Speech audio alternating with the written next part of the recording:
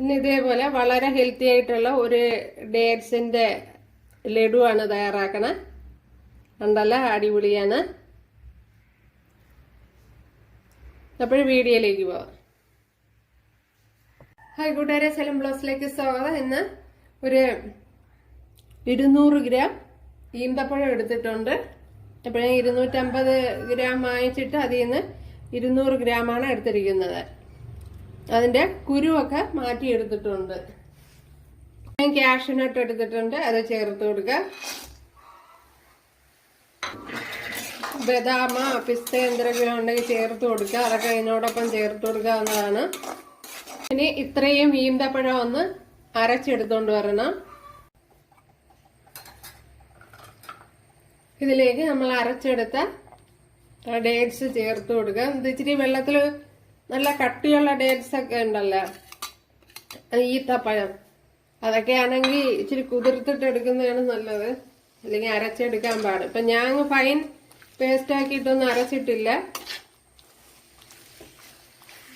കണ്ടല്ലോ, നമുക്ക് കടിക്കാൻ കിട്ടത്തക്ക വിധത്തിൽ കൂടെ കുറച്ച് ഇട്ടിട്ടുണ്ട്. അങ്ങനെയാണ് ചെയ്തിട്ടുള്ളത്. ഇതിലേക്ക് ഇനി ഏലക്കാപ്പൊടി ചേർത്ത് കൊടുക്കാം. അതേപോലെ ഒരു ശകലം നെയ്യുടെ ആണെങ്കിൽ ചേർത്ത് കൊടുക്കാം.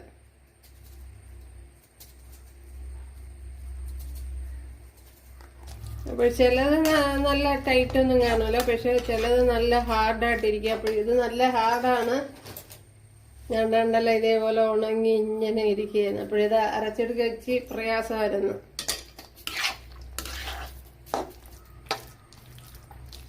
കണ്ടല്ല, വെള്ളമഴയൊക്കെ നല്ലപോലെ തോർന്ന് വന്നിട്ടുണ്ട്. ഇനി ഇത് തന്നെ മതിയാവും. കയ്യിൽ കുറച്ച് ഗീ പുരട്ടി കൊടുത്തിട്ട് ഓരോ ഉരുള വീതം ഉരുട്ടിയെടുക്കണം.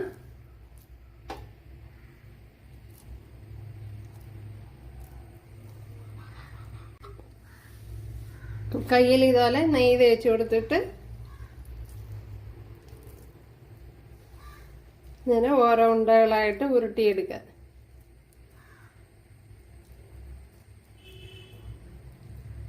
ഉണ്ടല്ലേ, അപ്പോഴെല്ലാം ഇതേപോലെ ഉരുട്ടിയെടുക്കുക. ഉണ്ടല്ലേ, എല്ലാം ഇവിടെ ഉരുട്ടിയെടുത്തിട്ടുണ്ട്. അപ്പോൾ കൂട്ടുകാർക്ക് ഇഷ്ടമായാലൊന്ന് സബ്സ്ക്രൈബ് ചെയ്ത് സപ്പോർട്ട് ചെയ്യുക. എനിക്ക് സപ്പോർട്ടാവും. ഇവിടെ അടുത്തൊരു വീഡിയോ ആയിട്ട് കാണാമെന്ന് പറഞ്ഞുകൊണ്ട് എല്ലാവർക്കും താങ്ക്സ്.